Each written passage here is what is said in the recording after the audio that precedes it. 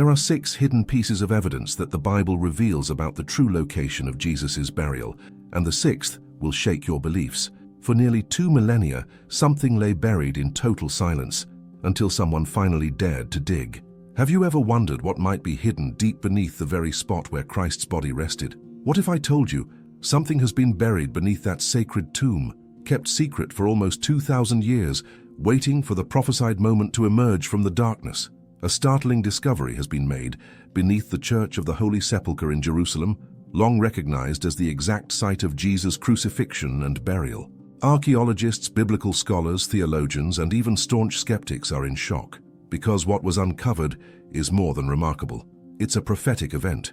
During what seemed like a routine restoration led by an international team of archaeologists, something extraordinary surfaced. A millennia-old garden complete with ancient olive tree remains, fossilized seeds, and century-old grapevines. Adjacent to it, tombs carved directly out of bedrock, intact, unspoiled, with architectural precision fitting for someone of great means, like Joseph of Arimathea, described in Scripture. The Bible speaks explicitly about this place. John 19:41 says, "Now in the place where he was crucified there was a garden, and in the garden a new tomb." For centuries, many dismissed this as symbolic language, a poetic image of hope and renewal. But what if it isn't symbolic? What if this garden is real, physical, tangible? What if the Bible has always been literal, but humanity chose not to listen? In this video, you'll uncover the hidden secrets of this extraordinary find, discover why it's more than just archaeology. It's a supernatural confirmation of Christian faith, and see how it validates, with stunning detail, the prophecies recorded in the Gospels centuries ago. Stay until the end, because what has been found could not only transform your understanding of history, it might completely change how you live your faith. But before we dive in, I want to know, where are you watching from? Drop your location in the comments. I want to take this message worldwide. Subscribe to the channel, slam that notification bell, and share this video with someone who needs to wake up to the truth. 5 buried secrets that could rewrite everything we know about Jesus' burial, and the last one will leave you speechless in 2022. Something hidden for 2 millennia finally emerged from the depths and changed everything. It all began when a restoration project was launched inside the Church of the Holy Sepulchre in Jerusalem, long held by early Christian tradition as the exact location where Jesus was crucified, buried, and 3 days later rose from the dead. Initially, archaeologists were simply reinforcing ancient structures and restoring internal sections of the sacred site. But as they dug deeper, beneath known layers, something entirely unexpected emerged from the darkness, a hermetically sealed area, buried under Roman-era rubble and stones. What lay beneath those ancient rocks wasn't just another cache of relics or ordinary ruins. It was an entire garden, mysteriously preserved underground for nearly 2,000 years. There, archaeologists found fossilized olive seeds, petrified grape pits, traces of ancient flowers, millennia-old pollen, mummified roots, and fragments of wood meticulously placed in what appeared to be intentionally cultivated garden beds.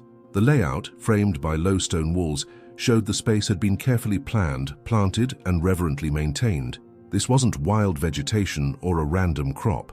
It was a sacred place. More than just a garden, researchers realized the soil was holding a hidden story, a silent history beginning to rise from the ancient dust. But the most prophetic revelation was still to come. Beneath this meticulously preserved garden, archaeologists uncovered stone tombs carved directly into solid rock. These tombs were surgically precise, spacious, and mirrored the kind reserved for wealthy families in the 1st century. These weren't ordinary graves. They were tombs worthy of someone like Joseph of Arimathea, the wealthy man who, according to the Gospels, offered his own burial site for the body of Jesus. Matthew 27:60 describes it perfectly. Joseph placed him in his own new tomb, which he had cut out of the rock, and Mark 15:46 confirms, "So Joseph bought some linen cloth, took down the body, wrapped it in the linen, and placed it in a tomb cut out of rock." The coincidences are overwhelming. The precise location, the verified dating, the tombs, the way everything was arranged, it all lines up. But there's more. This garden was discovered outside the walls of 1st century Jerusalem, a detail that in itself further validates the biblical narrative in a profoundly supernatural way. John 19:41 prophetically declares, "Now in the place where he was crucified, there was a garden, and in the garden a new tomb." And the next verse completes the picture. Because it was the Jewish day of preparation and the tomb was nearby, they laid Jesus there. The Bible couldn't have been clearer. And now, nearly 2,000 years later, each detail is physically aligning with the sacred geography of this site. Even more striking, evidence suggests this area had been deliberately buried by outside forces. Research indicates that around 135 AD, the Roman Emperor Hadrian ordered a pagan temple to be built directly over this site in an attempt to erase the memory of the growing Christian faith in Jerusalem. Ironically, that act of destruction became divine preservation. The pagan structure acted as a supernatural time capsule, sealing the garden and tombs beneath a layer of stone and oblivion. It's as if God hid this piece of history until the appointed moment. The presence of olive trees and grapevines also carries powerful prophetic symbolism. In Scripture, the olive tree represents divine consecration, covenant, and heavenly peace. The vine is a direct symbol of Jesus, who called himself the true vine in John 15.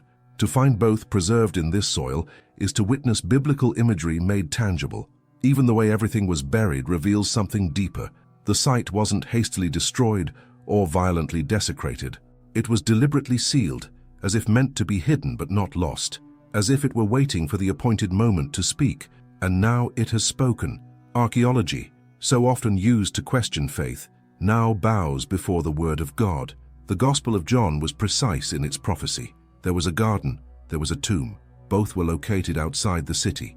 Both matched the disciples' accounts. Both confirmed, in stone, soil, and seed, that the Bible had long pointed to this moment. The discovery of the garden and tombs beneath the Church of the Holy Sepulchre is a powerful answer to a centuries-old debate. Are the Gospels historical records or merely symbolic narratives? For a long time, many claimed that the garden mentioned by John was purely theological metaphor, that it never existed, that it simply represented the idea of renewal, life, and hope, something abstract, poetic, but not literal. But now, in light of the physical evidence unearthed in the soil of Jerusalem, that interpretation is beginning to crumble. What archaeologists uncovered is not subjective, it's tangible, it's matter, it's pollen, seed, chiseled stone, organized soil. The symbolic language of the Gospels now has physical form, structure, and a precise geographic location. And when the Bible is confirmed with such specific details, dates, types of tombs, plant species, a location outside the ancient walls, we're no longer dealing with abstract faith. We're standing on solid ground. That ground, in fact, carries a divine irony. Emperor Hadrian himself, who tried to erase this place from Christian memory, ended up preserving it without even realizing it. By building a pagan temple over the site, a political and spiritual act meant to discredit followers of Christ, he unknowingly sealed with stone and debris what would later become one of the most astonishing confirmations in Christian history. What he tried to hide, God protected. And when we look at this through the eyes of faith, we recognize the pattern. Every time the truth is buried, it rises even stronger. Every time the word is covered, it blossoms beneath the surface. And there's more.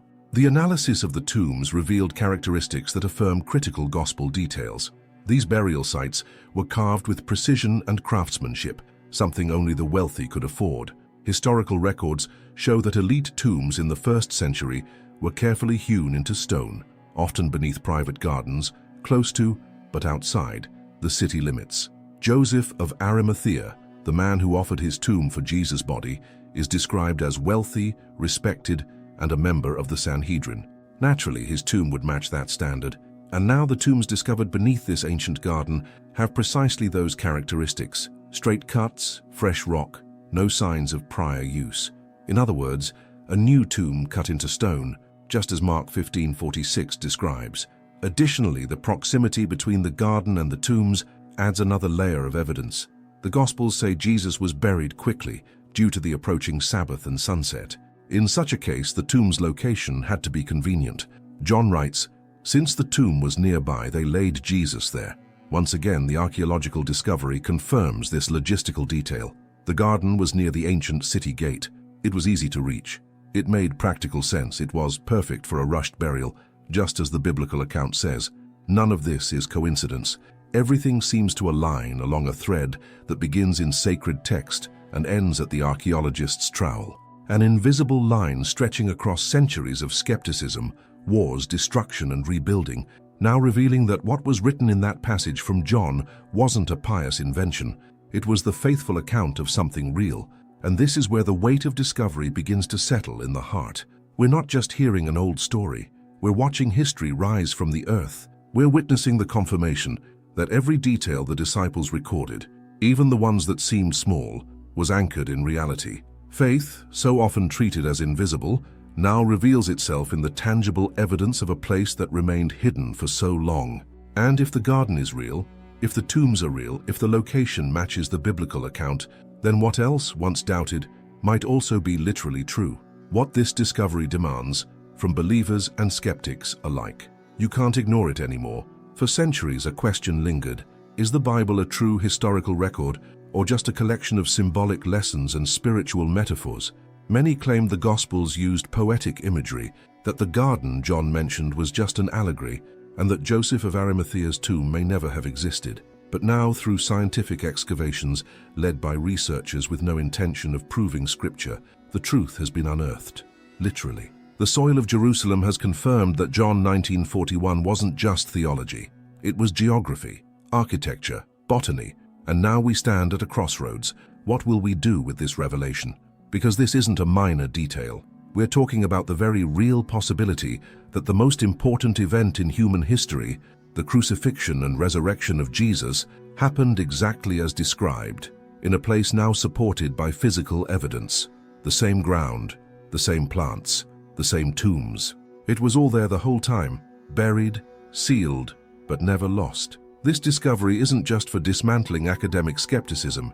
It's a wake-up call for those who have grown passive in their faith. There are many who say they believe, yet live as if the Scriptures are nothing more than feel-good stories, moral poetry about love, kindness, and hope. But they're not. The Word is alive. It speaks of real places, real people, real tombs, gardens, coins, city walls, and customs. And each new excavation confirms in tangible detail that it all still stands, literally. The uncovering of the garden and the tombs doesn't just validate the Gospels, it confronts us. Because if the Bible was right about the location, about the urgency of the burial, about the wealth of Joseph of Arimathea, about the tomb being outside the ancient city walls, then it might also be right about everything that comes next, about the resurrection, about Christ's return, about judgment, about the urgent need to make a spiritual decision. John's garden is no longer a distant image from a long-ago vision. It's a real place, embedded in human history. And the fact that it remained hidden, covered, and preserved for nearly 2,000 years feels less like coincidence and more like divine timing. It's as if God waited until the appointed time to reveal what had been buried, not just in the earth, but in the hearts of many. Maybe this is the moment the world has been waiting for. The moment doubt gives way to repentance, when faith grows deeper roots, and when Christians stop living by habit and start living by conviction, because now, believing isn't enough. It's time to respond to what has been revealed. What was uncovered beneath Jesus' tomb is more than just archaeological evidence. It's a calling. For centuries, the Christian faith has often been viewed as abstract, built on feelings, traditions, or personal experiences. But now, with this discovery, faith takes on shape. It gains ground, it carries weight, it leaves the realm of ideas and materializes into soil, stone, and history. The garden mentioned by John was not a metaphor, it was real. It lay buried, waiting for the appointed time to reappear. The rock-hewn tombs, the preserved soil with olive and vine seeds, the location outside the ancient city walls, all of it confirms word for word what the Gospels declared with clarity. And if all of that was accurate, if the historical, geographic, and cultural details were true, then why still doubt what comes next? Why treat the resurrection as a remote possibility? Why live as if Jesus' return is just a distant concept instead of a living promise? This is the breaking point. You either face this revelation as truth, or you choose to keep ignoring what's right in front of your eyes. But know this, now that it's been revealed, neutrality is no longer an option. This discovery will either strengthen your faith or expose your resistance. The garden hidden for centuries didn't survive by chance. It was preserved for this moment, for this generation, perhaps even for this exact season in your life. This finding isn't just an echo of the past, it's God's answer to the present. For centuries, the world tried to erase the memory of the cross, to hide the tomb, to reduce faith to mere metaphor. But the soil of Jerusalem has spoken, and its message is clear. The Bible was right all along. The garden was there. The tomb was there. The truth was always there, waiting to be uncovered. Now that it has come to light, the decision is yours. What will you do with this revelation? Because this isn't just a historical discovery. It's personal. It speaks to the believer who's grown distant, to the doubter who never really searched, to the one who believes yet lives as if faith were optional. Maybe today is your moment to return, to take seriously what you've long seen as symbolic, to realize that Christian faith is not based on wishful thinking, but on facts, on history, on promises still being fulfilled before our very eyes. Archaeology confirmed the garden, but only you can confirm your faith. Only you can choose to live in response to the truth you now know. If this message stirred something in your heart, like this video, leave a comment below sharing how it impacted you, and subscribe to the channel.